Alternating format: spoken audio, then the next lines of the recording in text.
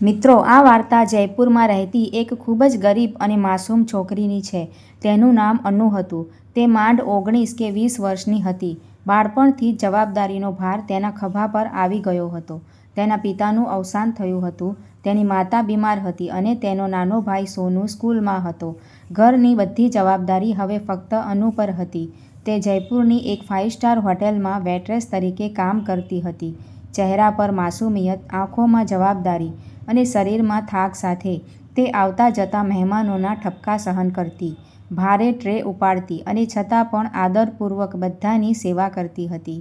તે રોજ મનમાં વિચારતી, જો હું હાર માનીશ તો મારી માતાની દવા અને મારા ભાઈના પુસ્તકો કોણ લાવશે? આ વિચાર તેને તેના થાકને દૂર કરવા અને દરરોજ કામ કરવાની શક્તિ આપતા. તે દિવસે રાત્રે લગભગ 11 વાગ્યા હતા. હોટેલનો લાંબો કોરિડોર ઝગમગતો હતો. મોટાભાગના મહેમાનો પહેલાથી જ તેમના રૂમમાં સૂઈ ગયા હતા. અનુ ધીમે ધીમે ચાલી રહી હતી. તેની કોફી ટ્રે હાથમાં હતી. તેના પગ દુખતા હતા, પણ મજબૂરીએ તેના પગલાં રોકી શક્યા નહીં. છેવટે તે રૂમ નંબર 203 પર પહોંચી. તેનું હૃદય ધબકતું હતું. નવા મહેમાનોનો સ્વભાવ હંમેશા અણધાર્યો હોય છે. કેટલાક પ્રશંસા કરે તો કેટલાક ઠપકો આપે અને કેટલાક સામે જોતા પણ નહીં. તેણે ઊંડો શ્વાસ લીધો. દરવાજો ખટખટાવ્યો. ડોરબેલ વગાડી અને કહ્યું, રૂમ સર્વિસ. અંદરથી એક થાકેલો અવાજ આવ્યો, હા, અંદર આવો. દરવાજો ખુલ્યો અને તેની સામેના દૃશ્યે તેને શ્વાસ રોકી લીધો. રૂમની અંદર એક નાનું બાળક મોટેથી રડી રહ્યું હતું. તેના રડવાનો અવાજ દિવાલો સાથે અથડાતો અને દરેક ખૂણામાં ગૂંજતો હતો. દૂધની બોટલ ટેબલ પર પડી હતી. રમકડાં વેરવિખેર હતા અને પલંગ અસ્તવ્યસ્ત હતો. વિખરાયેલા વાળ અને થાકેલા ચહેરાવાળા એક યુવાને બાળકને પોતાના હાથમાં પકડી રાખ્યો હતો. તે વારંવાર તેને શાંત કરવાના પ્રયાસ કરી રહ્યો હતો.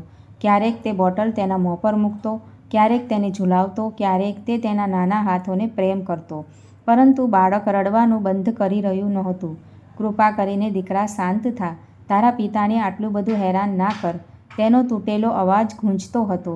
તે યુવાન બીજું કોઈ નહીં પણ જયપુરનો એક પ્રખ્યાત ઉદ્યોગપતિ રોહન ગુપ્તા હતો.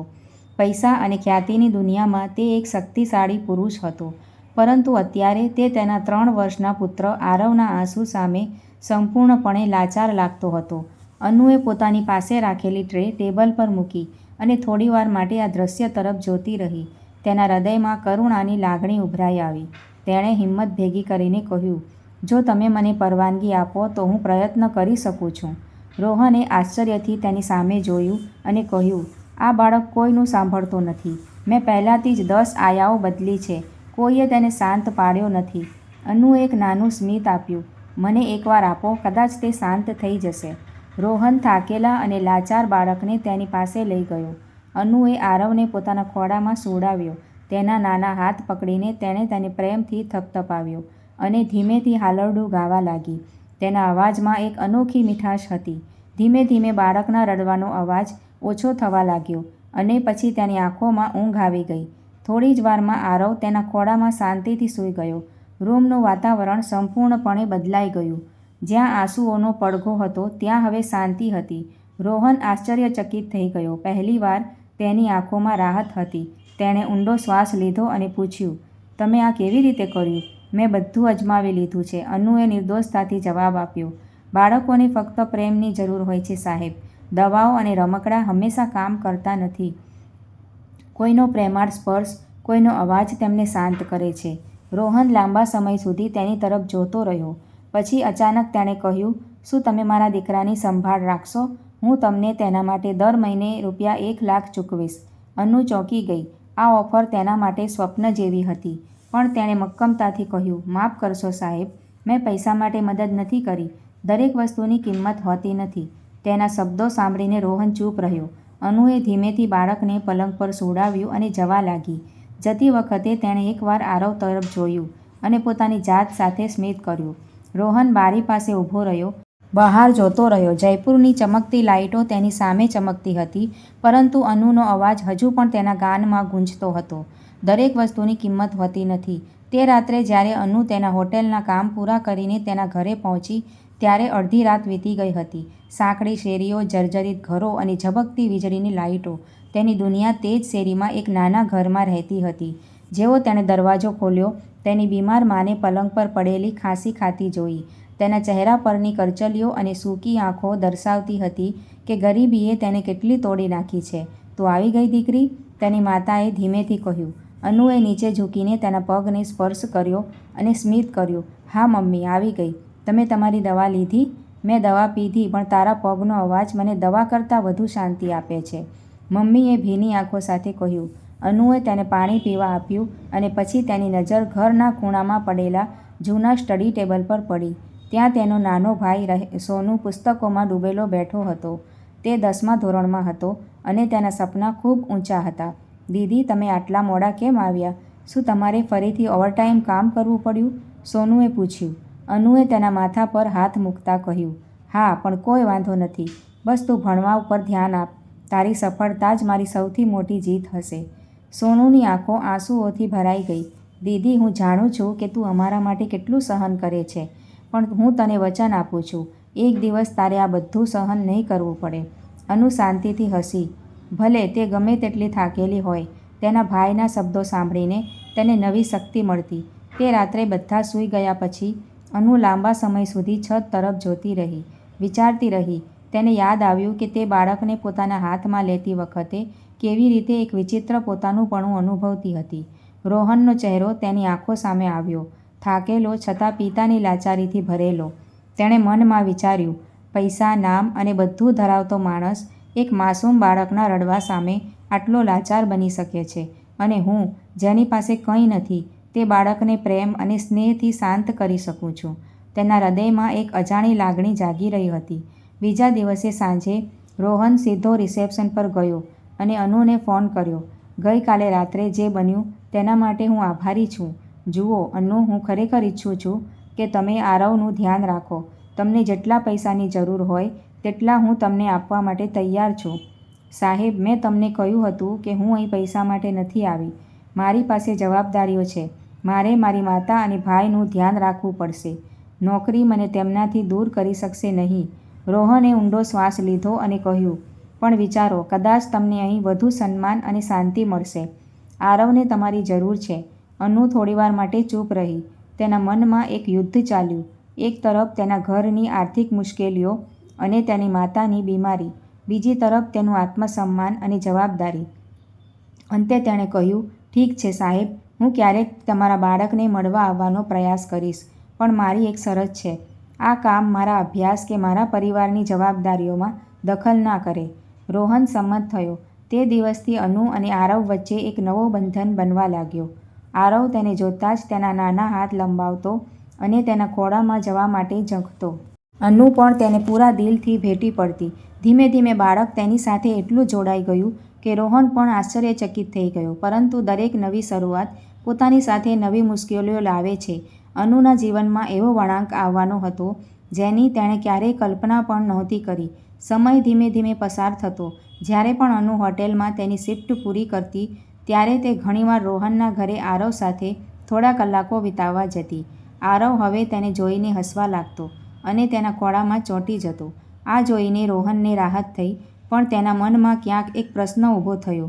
આ છોકરીમાં એવું શું છે કે મારા દીકરાને આટલી બધી શાંતિ મળે છે? એક સાંજે જ્યારે અનુ આવી ત્યારે આરવ તાવથી બળી રહ્યો હતો. રોહન બેચેન થઈને ડૉક્ટરને બોલાવી રહ્યો હતો. અનુ આવતાની સાથે જ તેણે તેના પોતાના ખોળામાં લીધો. તેણે ભીના કપડાથી તેનું કપાળ લૂછ્યું અને ધીમે ધીમે લોરી ગાવા લાગી. બાળક થોડું શાંત થયું. ડૉક્ટર આવી રહ્યા છે, રોહને કહ્યું, પણ મને સમજાતું નથી, હું હંમેશા કેમ નિષ્ફળ જાઉં છું? અનુએ ધીમેથી જવાબ આપ્યો, માતા વિના બાળકને ઉછેરવું સહેલું નથી. તેને સ્નેહની જરૂર છે. કદાચ એટલા માટે જ આરવ તમારા ખોળામાં બેચેન છે અને મારા ખોળામાં શાંત છે. રોહને તેની તરફ જોયું. તેના શબ્દો કડવા હતા પણ સત્ય હતા. તો તમે કહેવા માંગો છો કે હું સારો પિતા નથી? અનુ ચોંકી ગઈ. ના સાહેબ, મારો મતલબ એ નહોતો. હું તો બસ... શું? જુઓ અનુ, તમે અહીં મારા દીકરાને મદદ કરવા આવો છો. એનો અર્થ એ નથી કે તમે મને લેક્ચર આપવાનું શરૂ કરો. રોહનનો અવાજ કડક થઈ ગયો. અનુ ચૂપ થઈ ગઈ. તેના ચહેરા પર દુઃખ સ્પષ્ટ દેખાઈ રહ્યું હતું. થોડીવાર પછી ડૉક્ટર આવ્યા અને તેને દવા આપીને ચાલ્યા ગયા. બાળક હવે સૂઈ ગયું હતું. ઓરડામાં શાંતિ હતી. રોહન બારી પાસે ઊભો રહીને વિચારી રહ્યો હતો. તેના હૃદયમાં ઊંડો અવાજ આવ્યો, આ છોકરી સત્ય કહી રહી હતી. હું ખરેખર સારો પિતા બની શકતો નથી, પણ મને તે સ્વીકારવામાં આટલું મુશ્કેલ કેમ લાગે છે? અનુ બીજા દિવસે હોટેલ પહોંચી, પણ રોહને ફોન ન કર્યો. તે વિચારમાં ખોવાઈ ગઈ. તેના હૃદયમાં એક વેદના હતી, પણ તેના ચહેરા પર એ જ સરળતા રહી. સાંજે રોહન અચાનક હોટેલ પર પહોંચ્યો. તેણે રિસેપ્શન પર જઈને અનુને ફોન કર્યો. ગઈ રાત્રે જે મેં કહ્યું તેના માટે મને માફ કરશો. તમે જે કહ્યું તે સાચું હતું. મારા અભિમાનમાં હું તે સ્વીકારવા માંગતો ન હતો. કદાચ તમારા કારણે જ આરવ હસવાનું શીખી રહ્યો છે. રોહને તેની આંખોમાં જોયું. તેનામાં કોઈ ડર નહોતો, કોઈ લોભ નહોતો. ફક્ત આત્મસન્માનનો પ્રકાશ હતો. તે ચૂપ થઈ ગયો. તેના હોઠ પર હળવું સ્મિત આવ્યું, જાણે તેણે ખરેખર પહેલીવાર કોઈ વ્યક્તિને સમજી લીધી હોય. ધીમે ધીમે અનુ અને રોહન વચ્ચેની કડવાશ ઓછી થવા લાગી. તેમની વચ્ચે વાતચીત વધવા લાગી. ક્યારેક આરવના રમત પર હાસ્ય અને મજાક, ક્યારેક કોઈ બાબતે હળવી ચર્ચા અને ક્યારેક અચાનક મૌન. રોહન અનુની સાદગીથી આકર્ષાયો, પણ સમાજની નજર આ બદલાતી તસવીરને અવગણી શકી નહીં. હોટલના કેટલાક સ્ટાફ અનુ વિશે વાતો કરવા લાગ્યા. કોઈએ જોયું છે? અનુ ઘણીવાર તે મોટા ઉદ્યોગપતિના ઘરે જાય છે. શું ખબર તે કેવા પ્રકારની છોકરી છે? તે ગરીબ છે, છતાં તે મોટા માણસોની નજીક જવાનો પ્રયાસ કરી રહી છે. પણ સત્ય કોઈને ખબર નથી.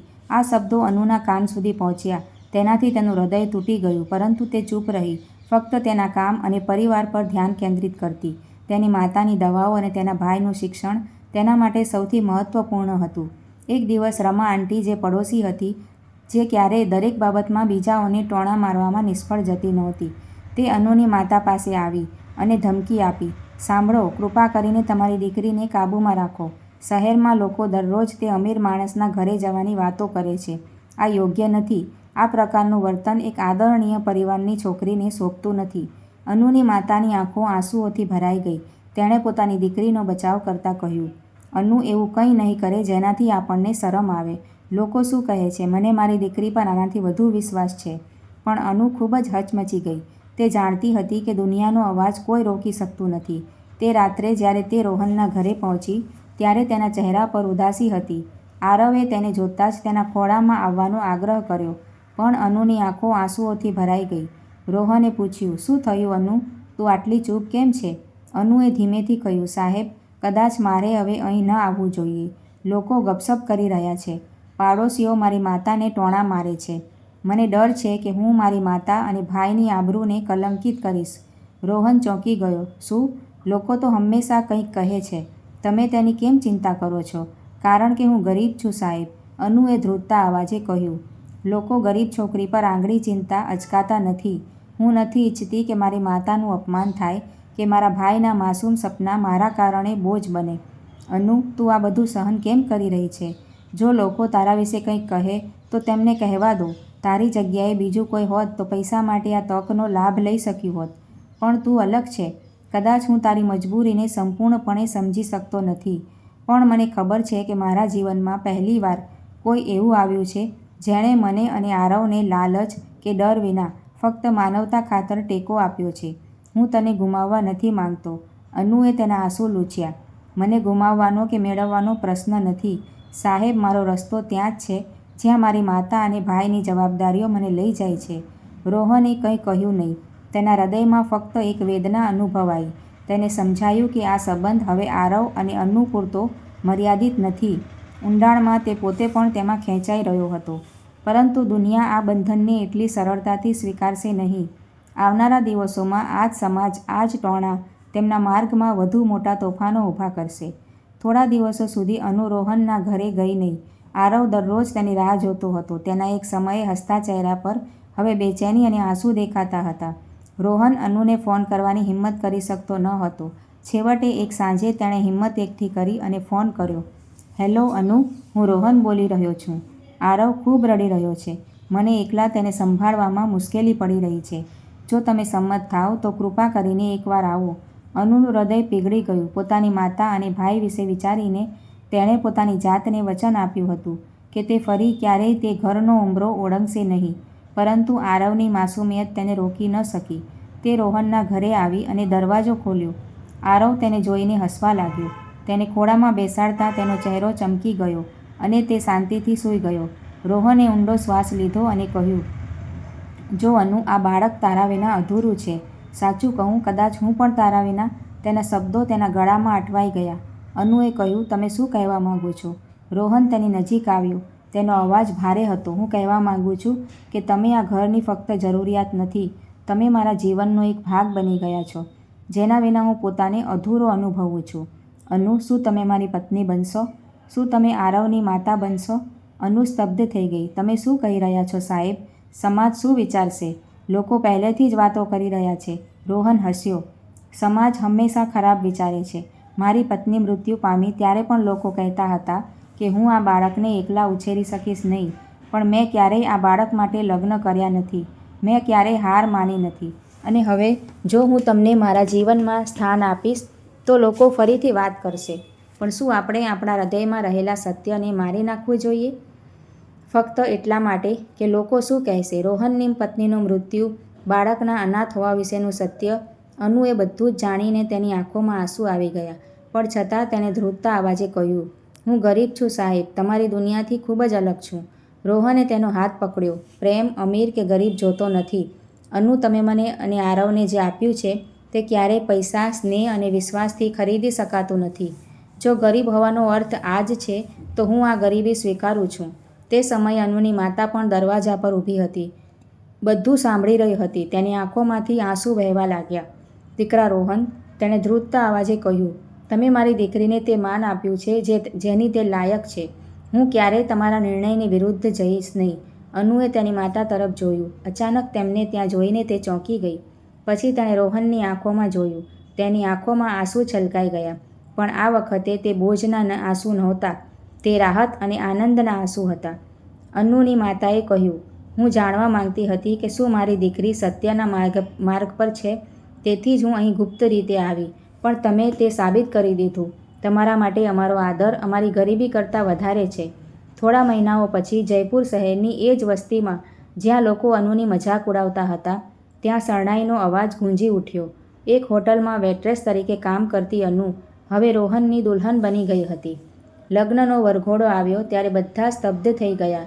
જે લોકોએ એક સમયે તેને નીચું દેખાડવાનો પ્રયાસ કર્યો હતો, તેઓ હવે લગ્નના પહેરવેશમાં તેને જોઈને પોતાની આંગળીઓ મોઢામાં નાખી રહ્યા હતા. જ્યારે રોહને મંડપમાં અનુના ગળામાં માળા પહેરાવી ત્યારે બધી જૂની યાદો તેના મનમાં છલકાઈ ગઈ. હોટેલમાં વેટ્રેસ તરીકે કામ કરવાની મજબૂરી, દુનિયાના ટોણા, તેની માતાની લાચારી, તેના ભાઈના શિક્ષણની ચિંતા અને પછી રોહનનો ટેકો. હવે આરવ પણ નવપરિણીત અનુના ખોળામાં હસતો હતો. વિદાય પછી જ્યારે અનુ તેની માતા અને ભાઈ સાથે રોહનના ઘરે પહોંચી ત્યારે રોહન દરવાજા પર ઊભો હતો અને કહ્યું, આ ઘર હવે ફક્ત મારું નથી, તે તમારું પણ છે. અને તારી માતા અને ભાઈ હવે આ પરિવારના સભ્યો છે. વૃદ્ધ માતા રડી પડી. નાના ભાઈએ ગર્વથી કહ્યું, દીદી, આજે તમે સાબિત કરી દીધું છે કે સત્ય અને પ્રામાણિકતાની સરખામણીમાં પૈસા અને ખ્યાતિ કંઈ જ નથી. મિત્રો, આ વાર્તા આપણને શીખવે છે કે માનવતા અને સાચો પ્રેમ દરેક મુશ્કેલી અને દરેક ટોણા કરતાં મોટો છે. પરંતુ જો તમે અનુની જગ્યાએ હોત તો શું તમે સમાજના ટોણાઓને અવગણીને તમારા હૃદયની વાત સાંભળી હોત? અને જો રોહને લીધેલું પગલું સાચું છે કે ખોટું, અમને કમેન્ટમાં જણાવો. અને હા, જો આ વાર્તા તમારા હૃદયને સ્પર્શી ગઈ હોય તો વિડીયોને લાઇક કરો, તેને શેર કરો અને ચેનલને સબસ્ક્રાઈબ કરો. Thank you.